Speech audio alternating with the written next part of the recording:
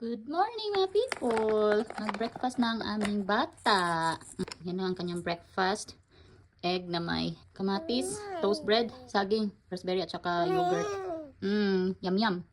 Eat well. At dahil medyo madami yung egg na naprito ko, kaya yan. Nagutom ang inahan, kaya kain din ako eh. Naku, na bibi. Nami.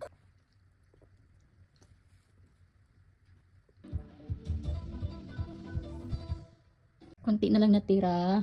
Ang katriyo na, 45 minutes. Tagal-tagal ito pakainin. Halo ko siya sa yogurt kasi mas gusto niya pag ano, ganito. Dalawang subo na lang, ayaw pa ubusin. Ha? Sabi. Halik na. Ayaw na talaga. Sige. Drink your water oh. Dos na dito and tapos na maligo ang bata. Ay, hulog. Kaya ngayon, gawan ko siya ng milk para pagising niya later. Mag-lunch naman siya. Meron siya sa my playpen. Naglalaro. Sippy cup na pala yung ginagamit ko kay baby girl. Hindi na yung bote. Siguro mga 3 weeks na to niyang ginagamit. And mas okay siya kaya sa bote since mabilis lang siya matapos uminom ng gatas. Lagi, wait sa. Wait. Milk. Lagi nang hanap na ng milk. Sabi niya, milk daw, milk. Naantok na. Naantok na siya. Unsa ni? Patay di man kasabot og Bisaya. What is this? Ayan. Inom na milk. Ang kagandahan dyan mga people kasi, yan, mabilis lang siya matapos mag-inom. And then, iwas tooth decay na din daw. Sa ano ko lang din nakita, no? Mga Facebook, TikTok. Parang recommended ng pedia na sippy cup na yung mga baby from 12 months old ba yun? Onwards, i-train sila mag-sippy cup kasi iwas nga tooth decay. And then, sa alignment din ata ng ipin. Pero, not sure kung totoo ba yung sa alignment ng ipin since yung panganay ko, bote man yun ever since. Pero okay naman yung ipin niya, yung alignment ng kanyang ipin. So, I don't know mga people. So, yan, tapos ko lang sa kanya yung gatas. And then, pag akyat, mag-toothbrush, and then mag-nap na yan siya. Then, pagkagising, saka na siya mag-lunch. Bata? Bata? Diba? Malapit na maubos, oh. Tapos, kahit maglaro-laro siya, pwede siya mag-inom. Hindi yung pagbote, kailangan talaga siya nakatihaya. Finish na daw yung milk niya. Finish? Very good. Oh, ubos. Oh, up na daw. Up kasi matulog na siya. Wait, mami. Wait, mama, lagi. Kaya mag-up na to. Lagi. Si Japa na sa taas na to. 1, 2, 3. Garaon din. Garaon man eh. Oy, luko. Garaon ka oh. Naroon ba yung mga people na? Garaon na. Say hi mga people. Say hi. Say hello. Say hello. Dali na. Hala, snub. Say wave hi na. Say hi. Hi, namasleep na ko. What is that? Kapapa. Kung ano-ano na pinagsasabi nitong batang to. Kabobobobo. Up na taap. Say bye mga people. Masleep sa ko. Say bye. Say bye. Tuloy na.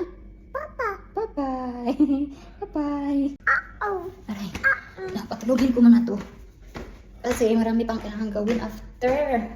Oo, maghuhugas pa ako ng plato. Magtitiklop ng labahan. Aray. Tapos mag-prepare ng lunch niya. And then dinner namin. Hello.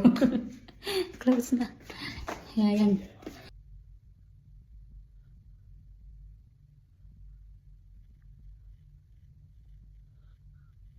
Natulog na ang bata, mga people. Every time pala natutulog siya, nilalagyan ko siya ng book or toy dito sa bed para pagising niya, hindi siya agad baba dito sa my bed. Yan yung strategy ko and working siya since pag nagising siya, yan, nag-distract siya agad dyan sa my book.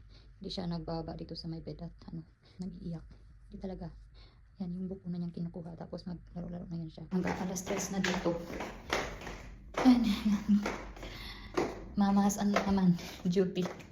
Paglilinis ng kusina. Kasi tingnan nyo naman. Ang aming plato. Hugasin. Tapos magtitiklop ako ng mga nilabhan ko kahapon ng mga puting damit. Ay, hindi pa ako nag-lunch. Kung sa bagay, breakfast ko kanina is late na din. Kasi inuna ko si baby girl. Kaya, what to do? Hindi pa rin naman ako gutom. So, hindi ko alam kung anong mga people. Nagprito na lang ako ng itlog mga people para sa aking ulam sa lunch. Oh, paborito ko to. Malasado. Tapos lagyan ko lang ng kanin sa taas. Goods na yan. Gising na ang bata. Lunchtime na niya. Alas 5 na. Ang bata? Lunchtime mo alas 5. Kaunang lugaw at saka manggan yogurt. Bilisan natin kasi magluto pa si mami ng hapunan. Gusto niya tong lugaw na may kahalong veg at saka chicken. Last na. Ay. Oh, last na to oh. Yung kamay oh. Naghahanda. Good girl. Naubos yung food. Naubos yung food lagi. Tapos yung dinner nito alas 9 na. Ha, baby? Palagi na lang. Si Jaba nagaantay ng tira. Sorry Jaba, walang tira today oh. Naubos man. Ha? Wala ka ding lilinisin. Oh, kasi malinis man, hindi nagtatapon. Natawa ako kasi yung yung ano ba ni Catriona. Tawag nito. Ito ba? Hindi na siya matayo. Yun. naging korpa man. Kala ko kasi katulad ito ba, pwede siyang ano ng hot water.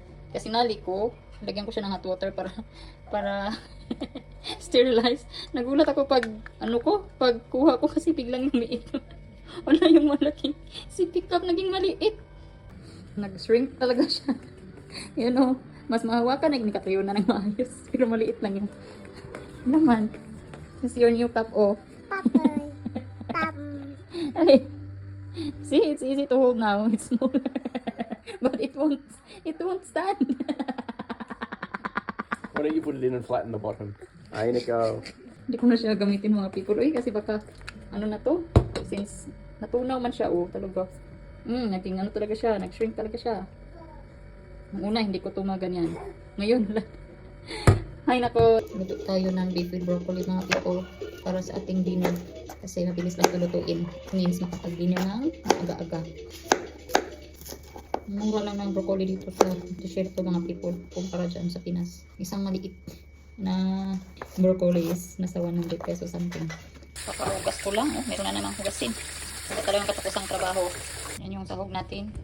Beef strips na kalahating kilo. Ito rin yung ipagpa-dinner ko kay Catriona mamaya.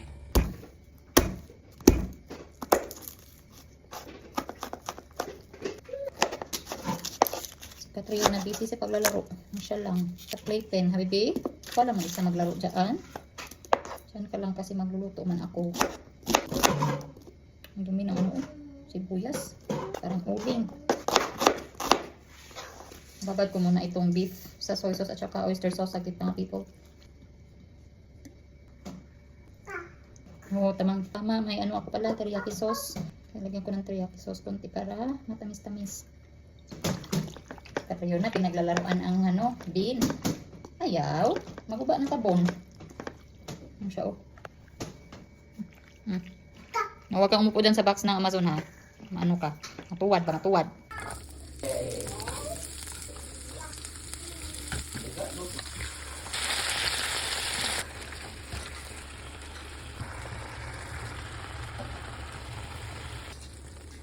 Luto na yung aking beef with broccoli. Bilis lang. Kaya maganda talaga ito pag lutuin po yung dinner kasi mas ano siya. Mabilis. Si Daddy. Yeah. Shall we go for a Shall we go for a Where's Catriona? Let's go for a walk na. Sarap ng dinner namin. Bibi, let's go for a walk na, Bibi. Are you Bibi? You're doggy. Huh? Where's Catriona, Jaba? Where's Catriona? Go get Catriona.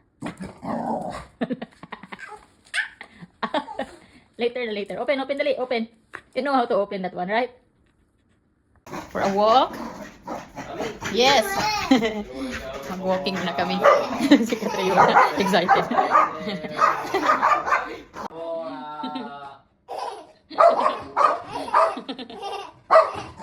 Hello. Hello. Kabalik na from walking si Catriona, oh. Mag-prepare muna ako ng food niya.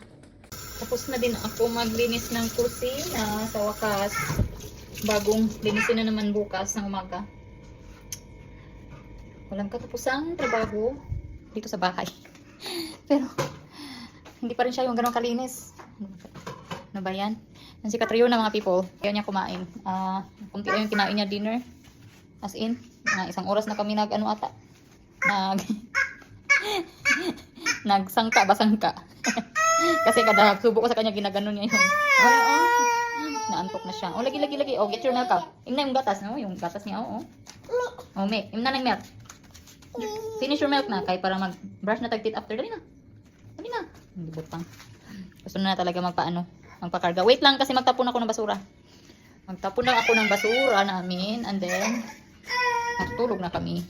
Akit ko na tong batang to kasi mag-11 na dito. Kailangan pa niyan mag-half bath. Then hanggang dito na aking vlog mga people. Kawawa. Maraming salamat sa inyong palaging panonood. Ingat kayo palagi. God bless and bye!